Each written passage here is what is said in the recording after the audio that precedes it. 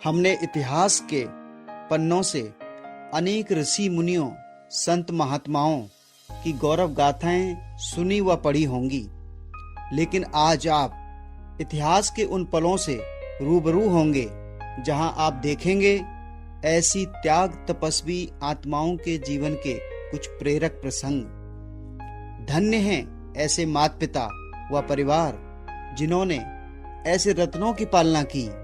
साथ ही भाग्यशाली हैं वो संतान जिन्हों को ऐसे माता पिता का संरक्षण व संस्कार मिले। तो आज ऐसे विश्व सेवाधारी महान संतानों के जीवन को बनाने में सहयोग देने वालों को नमन है। उनके सम्मान में प्रस्तुत है एक लघु नाटिका प्रेरणा के स्रोत।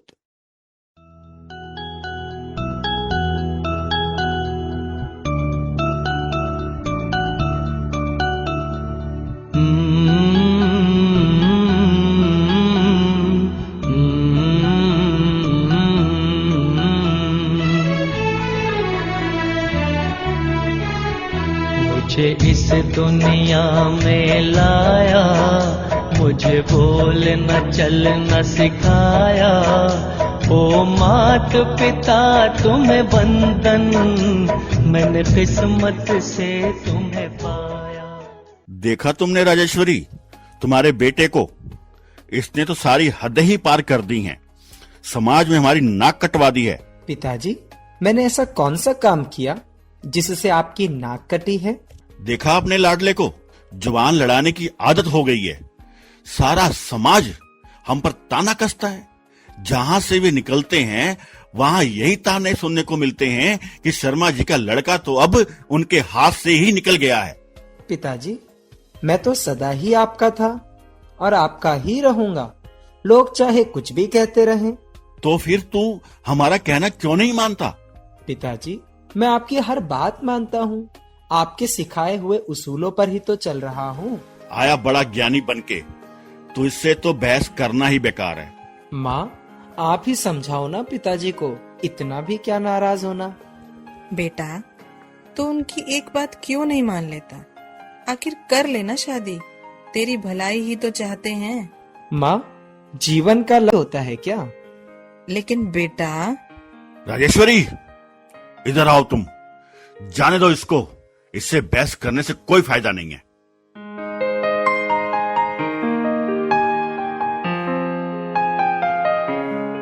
जैसे जैसे विक्रम की रुचि आध्यात्मिकता की ओर बढ़ रही थी, वैसे वैसे अनेक प्रकार से परीक्षाएं भी आने लगी थी। बेटा विक्रम, खाना खा लो। अभी आया माँ।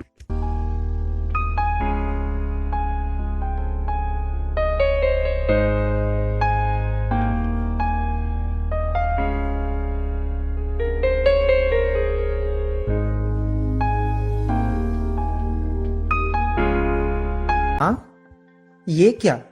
खाने में प्याज? आपको मालूम है ना कि मैं ये सब नहीं खाता, फिर भी ठीक है, मैं अपना खाना खुद बना लेता हूँ। अब बस यही दिन रह गए थे देखने के लिए। कोई बात नहीं, बच्चा है, समझ जाएगा। बच्चा? बच्चा? किस बात का बच्चा? काहे का बच्चा? अन्न का भी अनादर करने लगा है अब तो। पिताजी, इसमें अनादर करने वाली कौन सी बात है? फिर उल्टा जवाब।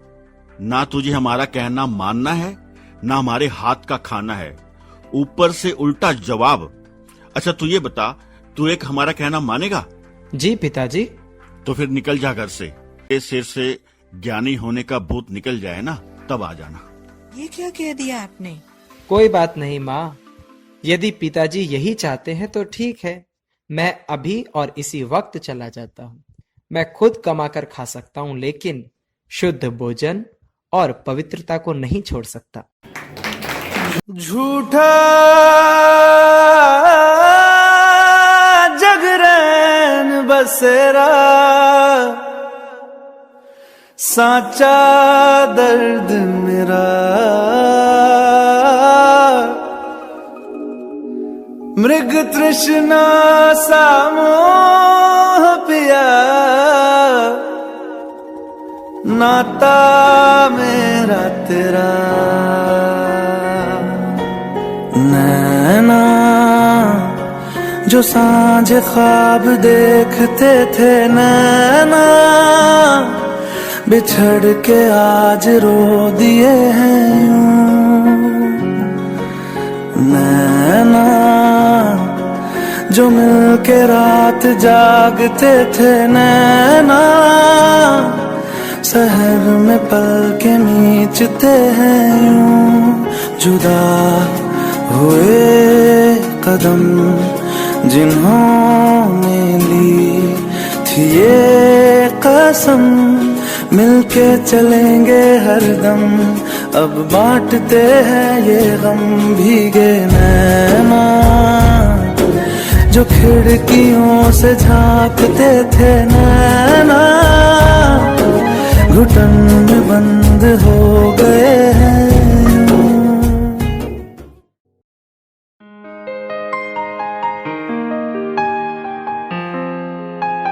विक्रम बिजनेस करने लगता है और एक सफल इंसान बन जाता है। कुछ समय पश्चात उसके दादाजी उससे मिलने आते हैं। अरे बेटा विक्रम। दादाजी नमस्ते। आइए दादाजी, आइए। नमस्ते बेटा, जीते रहो। कैसे हो? तुम्हारा बिजनेस कैसा चल रहा है? बहुत अच्छा चल रहा है दादाजी। सोच लिया है कि मैं बिजनेस समेट कर अपना संपूर्ण जीवन विश्व सेवा में लगा दूंगा। जो भी निर्णय लेना सोच समझ कर लेना। ये मार्ग इतना सहज नहीं है जितना तुमको दिखाई देता है। दादाजी, मार्ग तो और ही सहज हो जाता अगर मेरे माता पिता की भी सहमति मिल जाती। बेटा, कोई भी माता पिता अपने बच्चे को अपने से दूर नहीं देख सकते, लेकिन अगर बच्चा उनका नाम रोशन करे तो जरूर सहमति देंगे।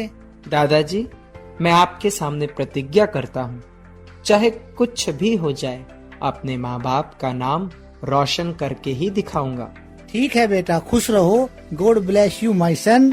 अच्छा, मैं चलता हूँ। ठीक है दादाजी, नमस्ते।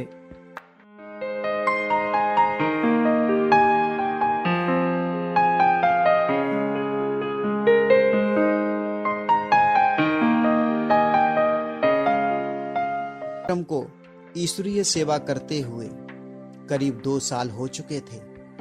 बीच बीच में वो अपनी माँ से बात कर लिया करता था। तभी एक दिन उसकी माँ का फोन आता है।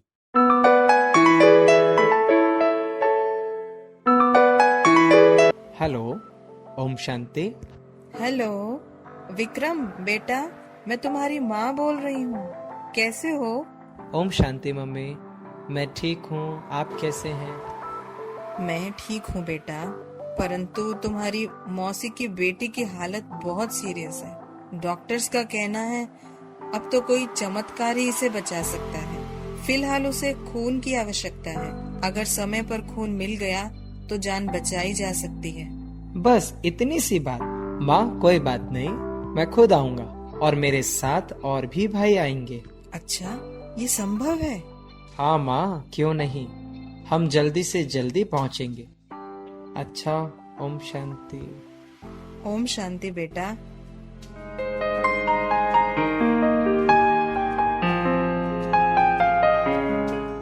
विक्रम अपने साथियों सहित हॉस्पिटल पहुंचकर मौसी की लड़की को ब्लड देता है और उसकी जान बच जाती है।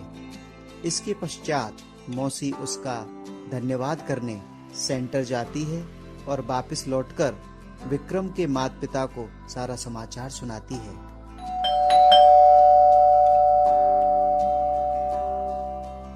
अरे उर्मिला, तुम इस समय? कैसी तबीयत है सुमन बिटिया की? हाँ दीदी, ठीक है। ये तो कमाल है विक्रम और उसके साथियों की, जो समय पर पहुंचकर सुमन की जान बचा ली। सही कहूँ तो उसने भाई होने का फर्ज निभाया है। तुम ठीक कहती हो उर्मिला। विक्रम अब वो विक्रम नहीं रहा, बल्कि देव स्वरूप बन गया है। हम उससे मिलकर ही आ रहे हैं। उसका जीवन तो जैसे दूसरों की सेवा के लिए ही समर्पित है। मुझे लगता है हमने विक्रम को समझने में बहुत बड़ी भूल कर दी है। मैंने तो सोच लिया है कि विक्रम की तरह मैं भी इस राह पर चलूंगी।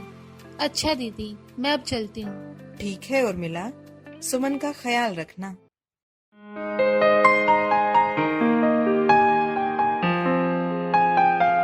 उर्मिला की ये बातें सुनकर राजेश्वरी का मन भर आता है और वह अपने बेटे विक्रम को फोन करने लगती है। हेलो, ओम शांति। ओम शांति बेटा। हाँ माँ, बोलिए, कैसे याद किया?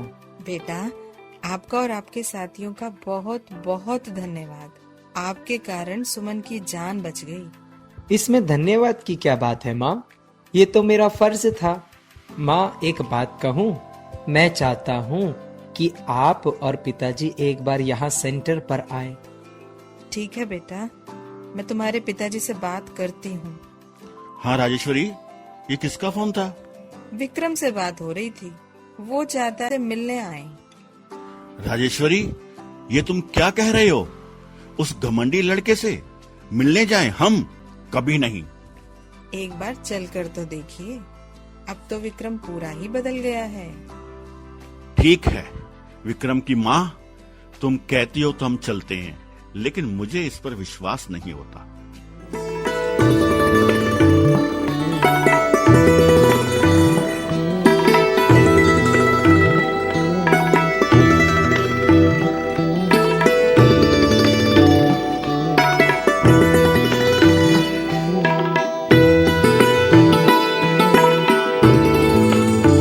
अरे सुनो भाई, हमें विक्रम से मिलना है। हम उसके मम्मी पापा हैं। अच्छा, आप विक्रम भाई के माता पिता हैं? आइए आइए, मैं आपको लेके चलता हूँ विक्रम भाई के पास।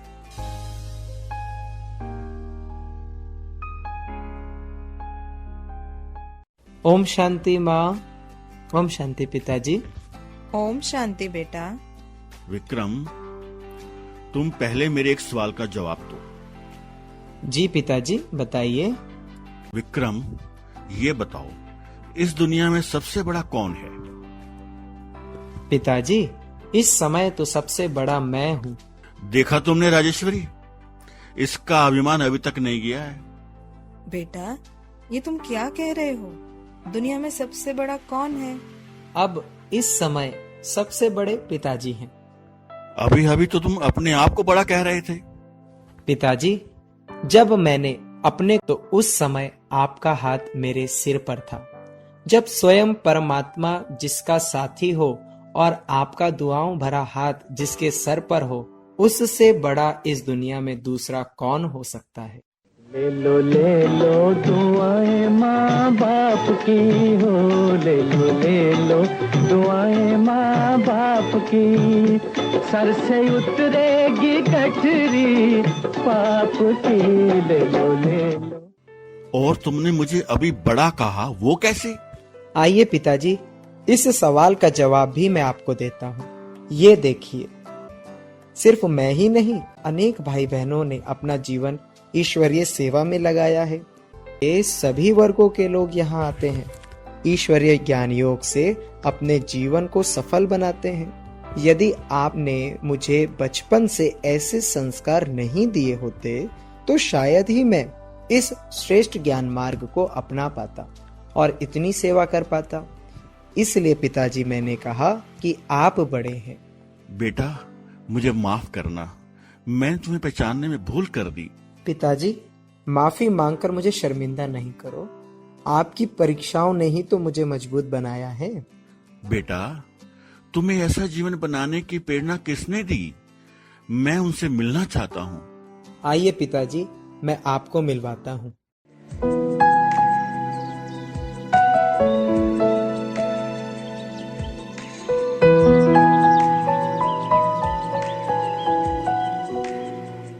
पिताजी, ये है हमारी निमित्त शिक्षिका। वैसे तो हम सबके परम शिक्षक व सद्गुरु एक परमपिता परमात्मा ही हैं, लेकिन निमित्त रूप से हमारी टीचर ने ही हमें इस लायक बनाया है। नमस्ते बहन जी। ओम शांति। वास्तव में हम नहीं जानते थे कि विक्रम इतने अच्छे रास्ते पर चल रहा है। आपका सानिध्य पाकर तो विक्रम का जीवन प्रेरणादायी बन गया है। भाई साहब, ये तो कमाल उस परम पिता परमात्मा का है जो हम सभी के पिता हैं। इस समय स्वयं परमात्मा शिव पिता आकर सभी मनुष्य आत्माओं को शांति का वर्षा दे रहे हैं।